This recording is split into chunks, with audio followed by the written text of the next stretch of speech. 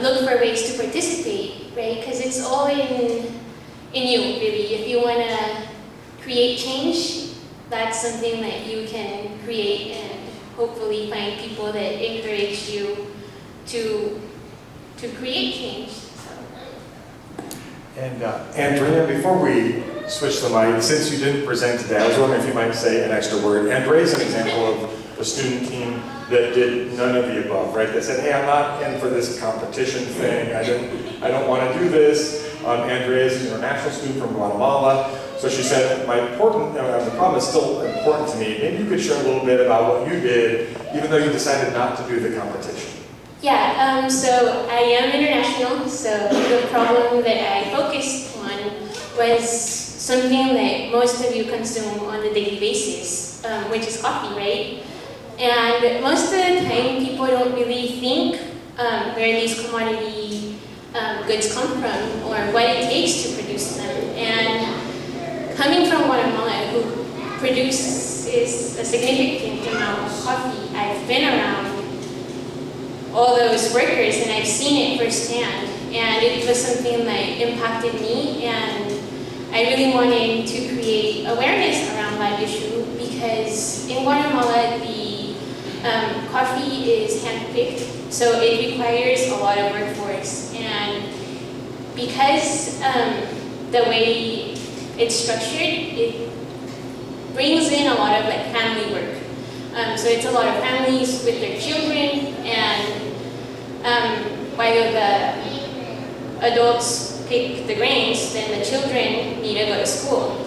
But when coffee prices plummet, farms can't really provide those extra benefits for them, like food or schooling. And that's something that I really wanted to bring attention to because that's really the future of my country. So I want to change that. I want to create a system where coffee farmers can create a system where they can incorporate different benefits like education, nutrition, hopefully some sort of home sheltering or something like that, because it's also seasonal. So there's a lot of elements that go into that planning, but this is why I think it's important to create awareness and just see if other people have ideas to contribute or want to help people from another country too, because that's also important. And those are the people who allow you guys to have those commodities. So you can also give back and be more aware of the products that you purchase and where that extra money can go to. So that's kind of what I've been working on.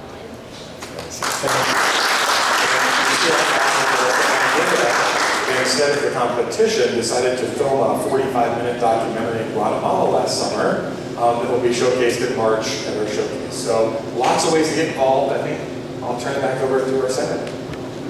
Okay, that's pretty awesome. Do we have any more questions? You? For your program, how do you plan on getting the word out for your program? Like reaching out to students and letting them know about your solution?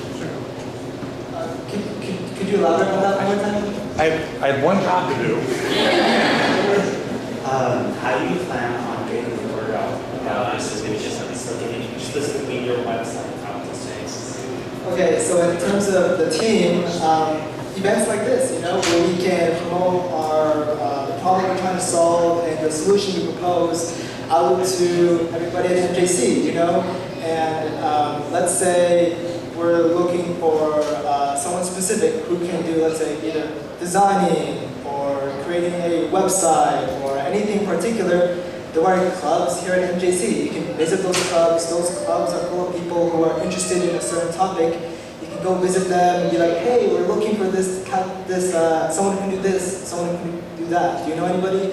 And that's connections happen, And I think the overall theme of getting the word out is just getting out of your comfort zone, It's pretty easy to just stay in and just tell your friends and tell your family about it. But I think there's a lot more value to going out there and talking to people you don't regularly talk to, you know? Whether it's faculty, whether it's professors, students, anybody. Those are where you learn a lot more about your problem and your solution. And, you know, meeting new people means new ideas. It means innovation. And that's one big way of getting the word out. As I've stated previously, we do have an Instagram where we promote what we do in our meetings and why we created our program. But we're also hoping to collaborate with one of the Turlock Unified Schools to test the peer mentor aspect of our program. And we've also got some people that we're working with to help us create this and make it bigger and help make it more of an outreach program, which is exactly what we want. So mostly the social media is how we promote what we're doing, but we're also promoting it through our connections, which is really what we're all about, is that connection, whether it's to another faculty member, another school, another state, or even another country. We're trying to make this as big and as strong as possible. I think one of the ways that I would like to see it kind of spread the word is going straight to the people that we're trying to help. So being a face constantly at MJC, being a face constantly at community centers and things of that nature, churches, wherever the need is, and being a constant there and not just something that comes and goes, but constantly being there. People know that we can rely on this, and having it kind of be a grassroots, like here's the schedule, here's the information that you can get, and just really I think the persistent being a face there is really the best bet for this kind of thing. Something that has worked out for me with such a wide topic with the coffee documentary is that it's just having conversations with people. Because I can say I filmed a documentary and that's kind of cool. So people usually want to know about what. So that gives me an in to tell people what I want to do and possibly open doors. If they know of someone, they might give you a contract. So that's always a good way to spread the word, because you never know the opportunities that might open if you just put yourself out there.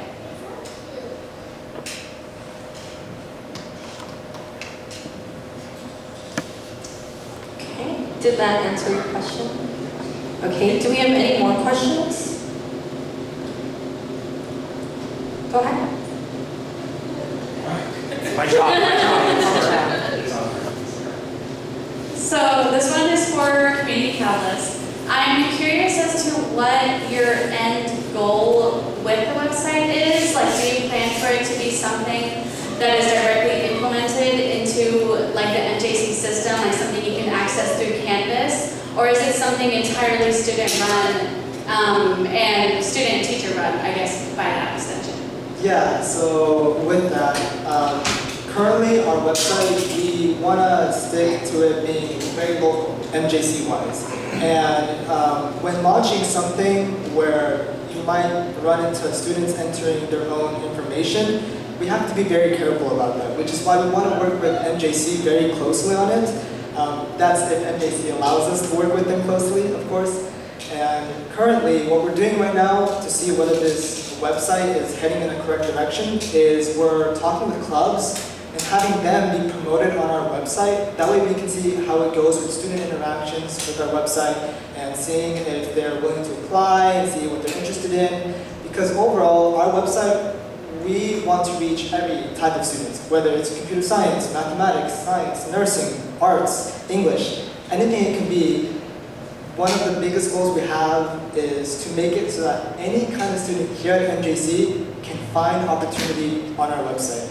And when I say opportunity, I mean volunteer, clubs, internships, just any kind of learning enhancement experience, you know? Not just you're in a classroom, you're assigned homework, you have to write a paper, you know? That can get pretty boring pretty quickly, you know? So one way of really stepping it up and really bringing learning to a new level is that interaction with the real world, you know, with the community.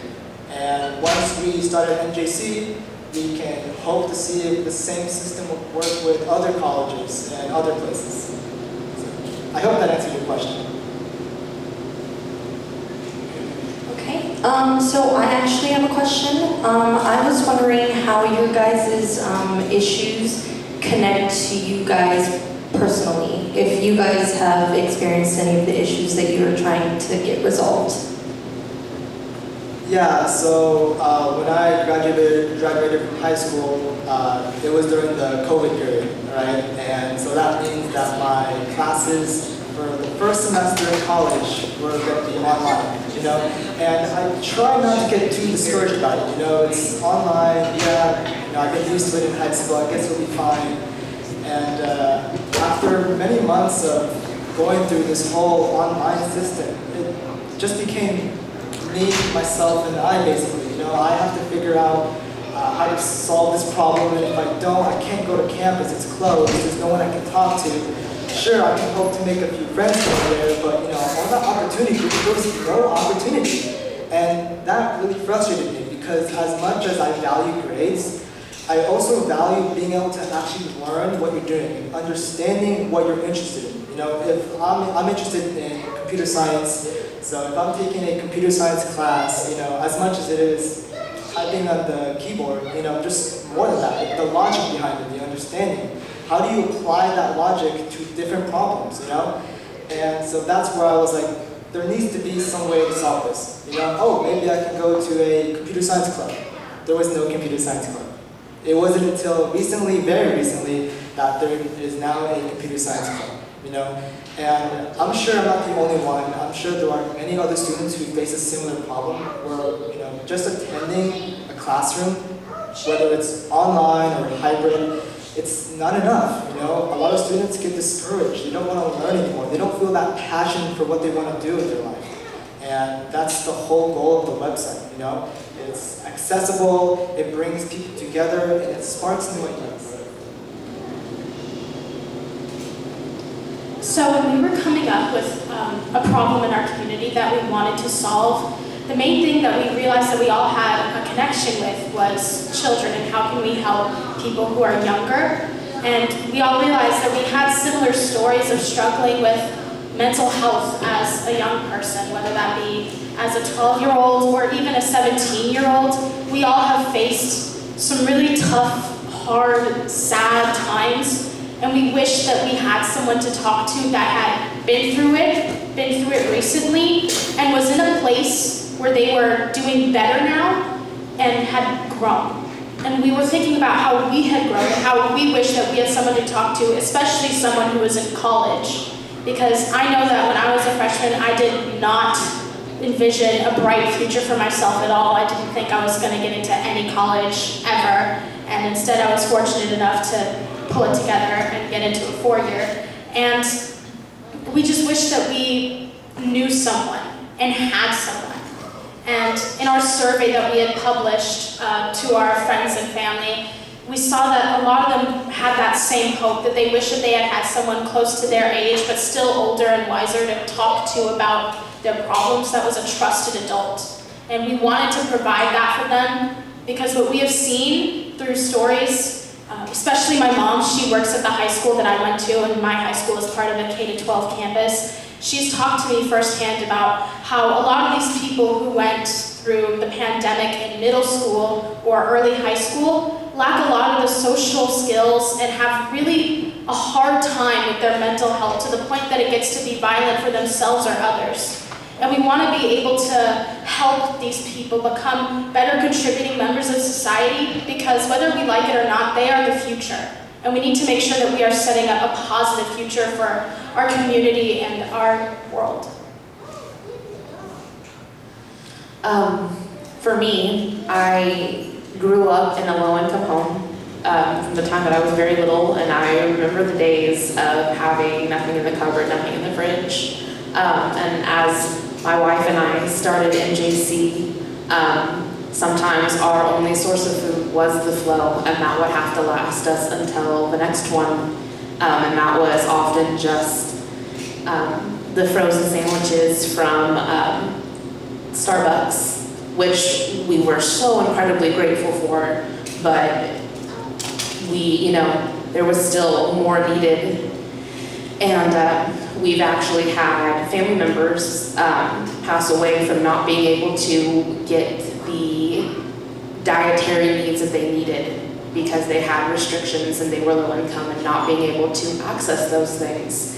And understanding that I'm not unique in this situation, I'm not alone in this situation, that this is something that multiple people have struggled with, multiple people have had family members struggle with, everybody knows a loved one that has dealt with something like this. And so it was really, really, really important for me to do something about that. And even talking with the teams, that was something that we, again, all kind of came together on was, yeah, we've all had those times of it's like, well, do we eat or do we pay for gas? Do we eat or do we pay our rent? You know, we can hold on just for a couple more days, you know, with the crackers in our cupboard. So it was just something that really, it was just really personal, honestly, for all of us that got involved. And I know that it's from the response from MJC, the response from Aisha, one of the teachers, having a similar background and all of those things. It's just,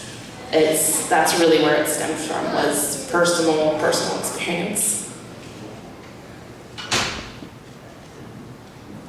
Okay, thank you guys for sharing. I definitely feel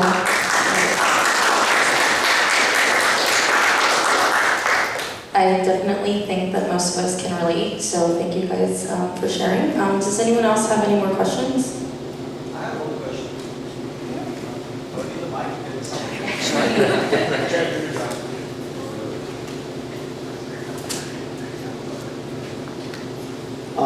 So this question was for the outlet. I liked your guys', you guys said that 93% of 15 to 21-year-olds said they do not feel welcome in school. So I was just wondering, like, what kind of ideas do you guys have for, like what would make, do you guys know what makes students not feel welcome at school? And do you guys, like, have any ideas what could change for that? So I know that for a lot of students it is potentially internal or external. I know of students who are struggling with extreme paranoia, so they think that people are talking about them or saying things about them, but it's all in their head. But I also know of people who are actually being bullied and actually have to face a potential threat anytime they walk onto campus or go to school. And I know of students who have tiffs with people from other schools that literally want to kill them.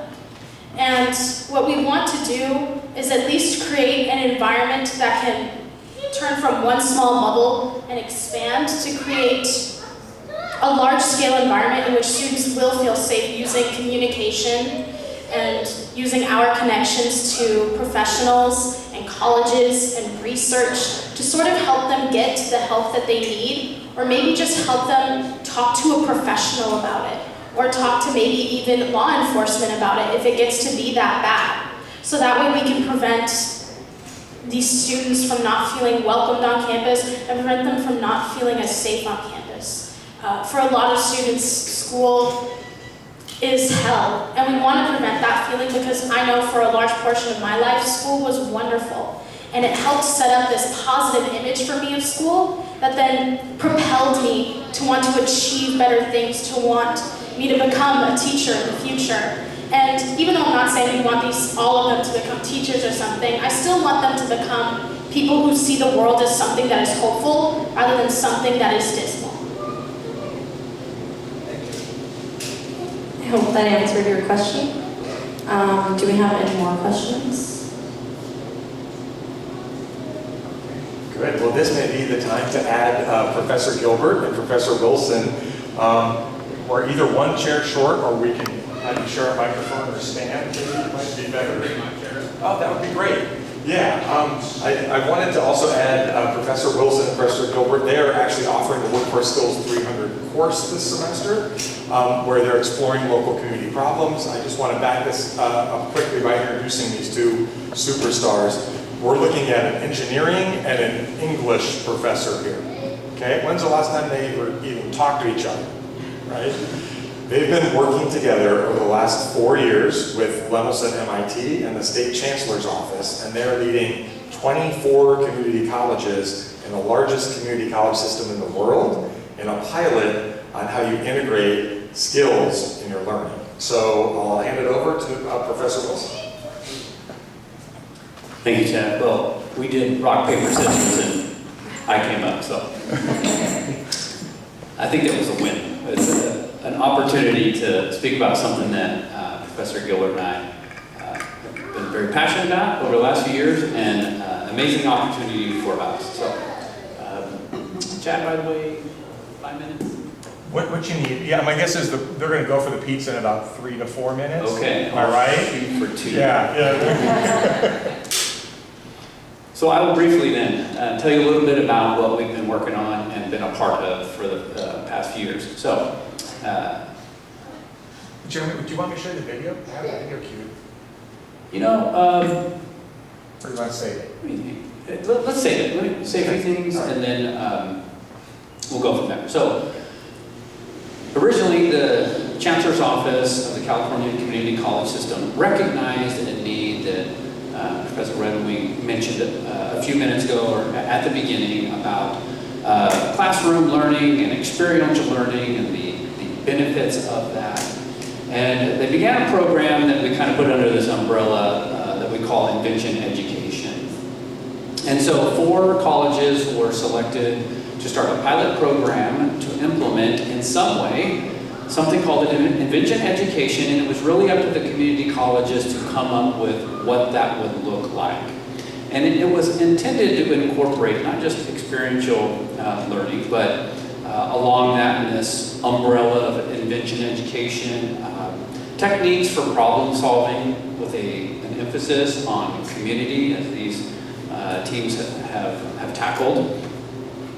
There was also this aspect of it of intentionally making it inclusive. And so here we use the term I3, invention and inclusive innovation.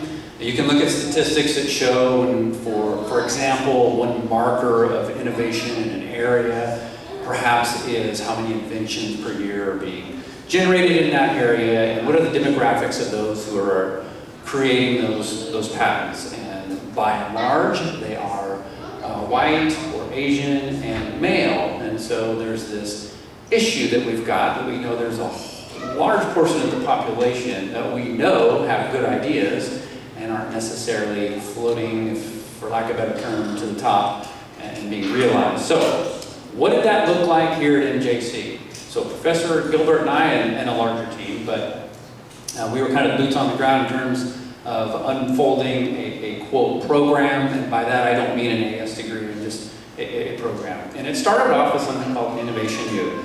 And I always forget to wear my t-shirt, and I forgot again today, but Innovation U is, we title it or give the description of innovative problem solving.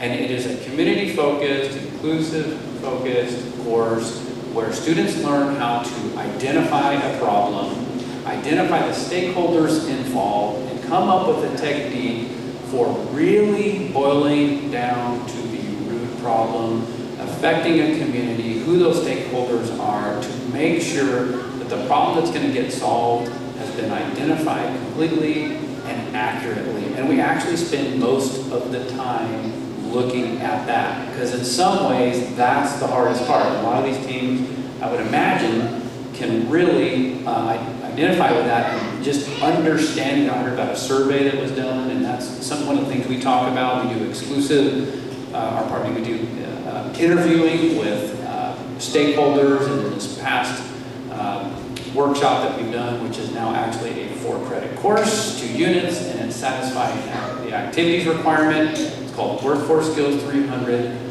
Innovative Problem Solving. And we have more upcoming, so there's another course in the works.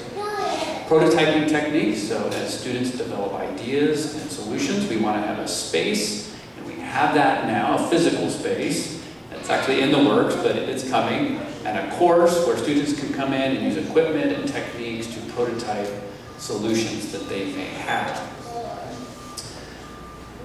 Perfect. That's where we are. So we have a late start course. We just mentioned, I'll end on that. No, that's the best, yeah. So, Workforce Skills 300, we taught last fall. This spring, we didn't get the enrollment that we would like, so we're changing our strategy here a little bit. We've changed it to a late start course. It starts next Tuesday, Workforce Skills 300. It's from 1:30 to 5-ish once a week, Tuesdays. If you're interested, we'd love to have you. If you think you might do it quickly, because in the next day or two, the college will have to decide whether or not to keep that course. And as of right now, we wouldn't be able to.